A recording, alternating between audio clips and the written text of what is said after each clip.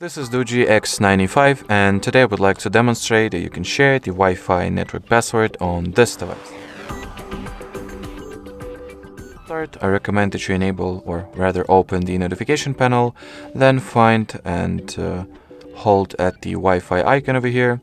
Once you've been successfully once you made it to the Wi-Fi settings page, assuming that network that you wanted to share is the one that you are currently connected to, you gotta simply tap at the gear icon or at the network, and at the following network details page, go for the share option. And in here, as you can see, the system provides us with the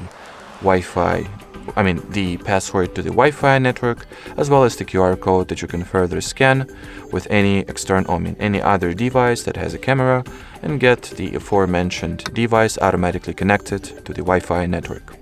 Alrighty, so that will be it for today, guys. Thanks for watching, and bye-bye.